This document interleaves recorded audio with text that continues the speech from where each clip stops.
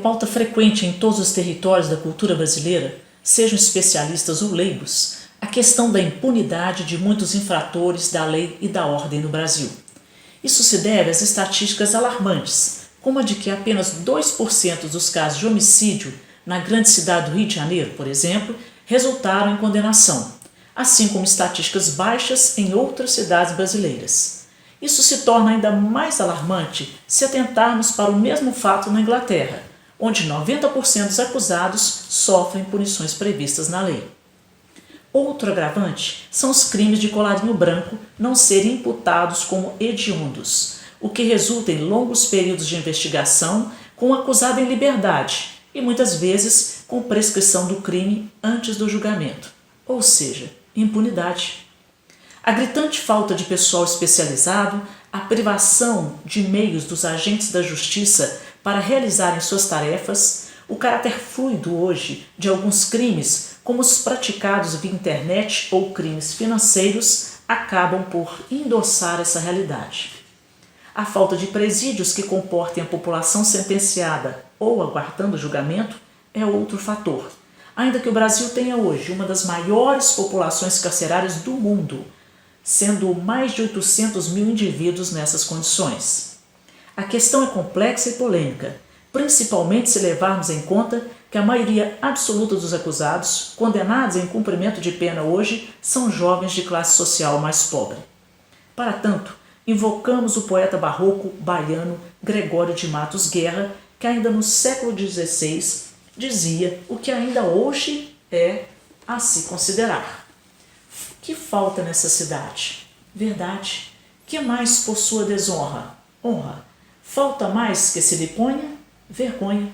E que justiça resguarda? Bastarda. É grátis distribuída? Vendida. Que tem a todos assusta? Injusta.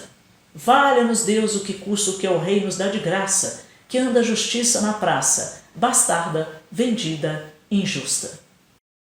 Oi pessoal, tudo bem? Meu nome é Marcelo Cunha, eu sou professor de Direito do curso da PUC e hoje eu queria conversar com vocês a respeito de um fenômeno que acontece no Brasil e na verdade no mundo, que é a ocorrência da impunidade. E especificamente a respeito da impunidade, chamada impunidade seletiva do direito penal e processual penal. Existe assim um paradoxo, uma pergunta que nunca é respondida, que é o seguinte: a maioria dos operadores do direito que são contratados pelo Estado são pessoas íntegras, de boa fé.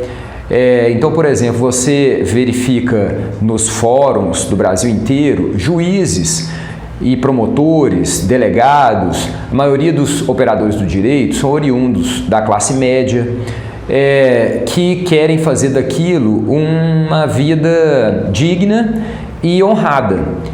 E esse sistema, então, comandado por esses atores, apesar de serem atores isentos e éticos, acaba, na prática, gerando uma consequência, um fruto desse sistema, um produto desse sistema, uma população prisional só constituída não é nem em sua grande parte, mas em sua quase totalidade, por pessoas de um certo nível econômico-social.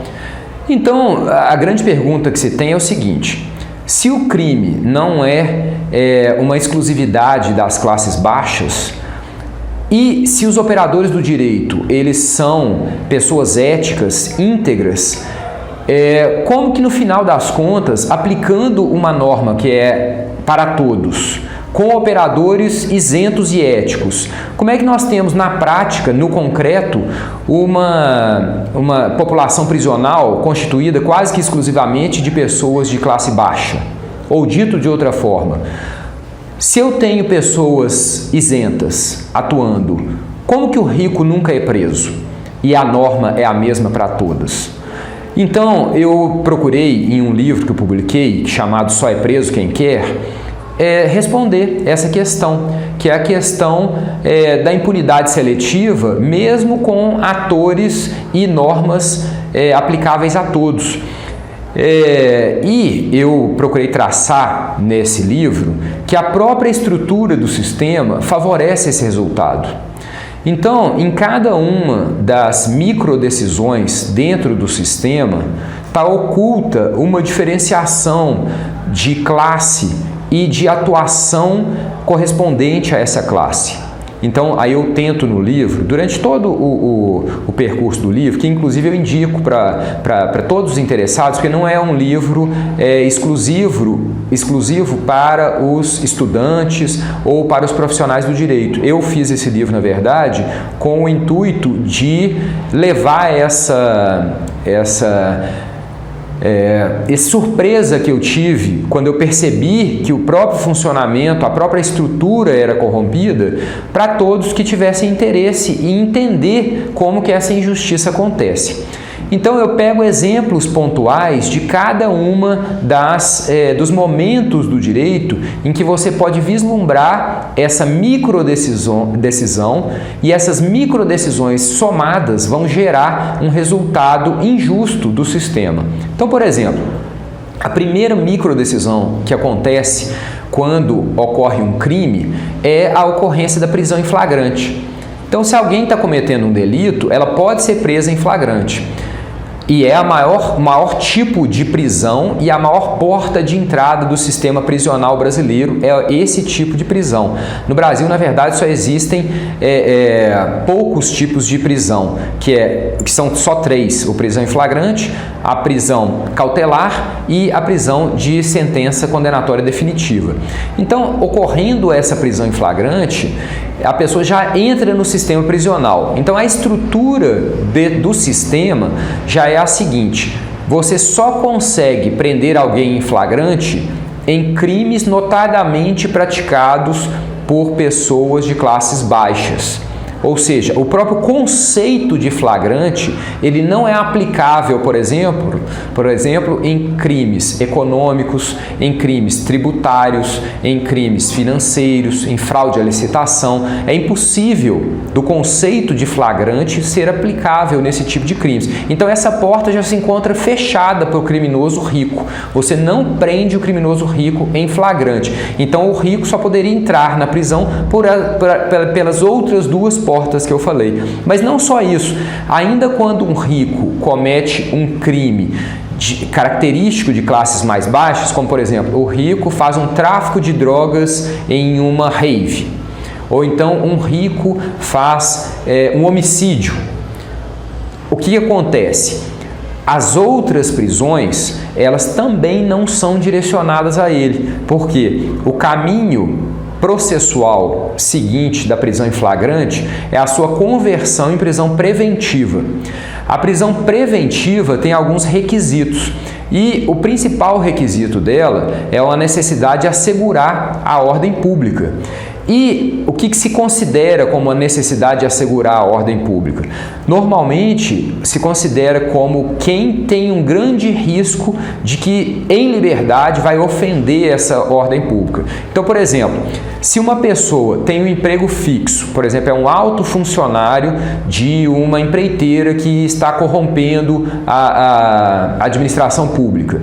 Se esse alto funcionário ele tem um emprego fixo, tem uma residência fixa e tem uma família estruturada, o entendimento da lei é que essa pessoa em liberdade, em teoria, não colocaria em risco a liberdade, a ordem pública e a segurança das demais pessoas. Enquanto uma pessoa que praticou um roubo ou um tráfico de drogas, mas é pobre, como ela não tem emprego fixo, como ela não tem uma família estruturada, ela deve ser mantida presa. Então, a prisão preventiva também ela é notadamente praticada e colocada em vigor para as classes mais baixas. E aí, então, você tem a porta do sistema prisional quase que totalmente aberta para o criminoso de pobre e não para o criminoso rico. O criminoso rico, por exemplo, na questão de um tráfico de drogas, que é considerado um crime grave pela jurisprudência, o traficante das classes mais baixas, ele, por não ter essa estrutura social, ele é considerado que não poderia permanecer em liberdade. Agora, um traficante que tem uma família estruturada, que tem um emprego fixo, mas que está traficando, por exemplo, êxtase em uma rave, é considerado que a liberdade dele não ofenderia o risco à ordem pública. Então, ele, por exemplo, é colocado em liberdade. Então, essas micro decisões vão acontecendo não só no aspecto processual das prisões, mas em todos os outros aspectos. Então, no aspecto processual também acontece isso, no aspecto da execução penal, que é a execução da pena, também acontece isso. Então, todas essas micro decisões vão sendo somadas dentro do direito e acaba que os operadores vão naturalmente achando um resultado aceitável, essa diferenciação social que existe dentro das prisões. Então, o que é a grande mensagem que eu queria trazer para vocês é o seguinte, para a gente pensar o que a gente pode esperar do sistema penal e processual penal do direito brasileiro. Em primeiro lugar, eu acho que a gente tem que ter a consciência clara que o direito penal e processual penal, ele não serve à solução dos problemas do Brasil. Ele é um subsistema interessante, mas que vários outros sistemas têm que somar ao sistema penal e processual penal para ajudar nos problemas que o Brasil tem. Dito de outra forma, eu acho que prender todo mundo não vai resolver as questões. Tem vários outros sistemas de controle e de participação popular que podem servir a melhorar o estado de coisas que o Brasil tem. Mas uma coisa é necessária que a gente pense sempre, que é o seguinte: o direito penal ele pode ser usado para coibir crimes violentos e deve ser usado para coibir crimes violentos. Então, a impunidade nunca vai ser a saída para tanto os crimes do colarinho branco quanto os crimes violentos. Em nenhum dos dois casos, eu acho que seja interessante a impunidade. Então, em momento algum, eu defendo a tese de que se o rico fica solto, o pobre, quando pratica homicídio, também tem que ficar solto. Então é isso que eu quero. O subsistema penal, ele tem seu valor, sim. Agora, o grande valor do direito penal não é o valor que é hoje colocado em primeira linha, que é o valor de linha de frente, que é o valor, por exemplo, de combate ao pequeno traficante, às vezes de morte do pequeno traficante nesse combate. Não é esse o grande valor do direito penal. O grande valor do direito penal, ele se encontra em modificar a estrutura da nossa sociedade, que é o seguinte: a cada R$1.000 tributados hoje em dia, provavelmente R$100 deve chegar nos cofres públicos. Então existe uma perda muito grande entre tributação e arrecadação. Então, se você quer fazer programas sociais, você não tem os R$1.000 que foi tributado. Vai chegar na sua mão R$100 para construir uma escola pública, ou uma creche, ou um hospital público, uma creche, ou uma escola pública de qualidade verdadeira. Agora, desses R$100 que efetivamente chegaram nos cofres públicos, apenas R$1 vai chegar efetivamente na escola pública. E essa perda, tanto da tributação para arrecadação e da arrecadação para colocação em prática real, o direito penal poderia ser muito bem utilizado. Só que os parâmetros gerais do direito penal deveriam ser repensados tanto em sua legislação quanto em sua aplicação pelo judiciário. Então, eu acho que a grande contribuição que o direito penal tem não é a punição do pequeno traficante ou a punição do homicida, que são atuações necessárias do direito penal. Eu não estou desmerecendo a atuação do direito penal nesse campo. Agora, o direito penal não tem que estar só nesse campo, como atualmente ele é visto e direcionado. Qual é a grande atuação do direito penal? Como transformador da sociedade, como melhoramento da sociedade, digamos assim. a grande atuação do direito penal é ser uma forma de diminuição desse lapso entre o que é arrecadado, aliás, entre o que é tributado e o que é arrecadado, que aí estão os crimes da ordem tributária, que são os crimes basicamente de sonegação, e entre o que chega aos cofres públicos e o que é colocado na administração pública real, na ponta da realidade, que são os crimes contra a administração pública e os crimes de licitação, os crimes financeiros e os crimes econômicos de forma geral. Então, a punição do colarinho branco é algo que precisa ser pensada realmente pelos operadores do direito penal, não como um fim em si, mas como um fim de tornar uma sociedade mais justa, democrática e igualitária, e nunca colocando em jogo os direitos e garantias fundamentais do criminoso. Em momento algum eu falo ou penso em flexibilização de garantias fundamentais do criminoso, seja ele do colarinho branco ou seja ele de crime violento ou crime praticado por alguma pessoa mais pobre. Espero que vocês tenham gostado do vídeo, eu fico à disposição, coloco o meu Instagram, que é @professormarcelocunha, à disposição de vocês, e fica o convite para todo mundo que quiser conhecer meu livro, que ele está à disposição na Amazon, é um e-book que você pode ler em qualquer dispositivo seu. O livro se chama Só é Preso Quem Quer. Um grande abraço e até lá!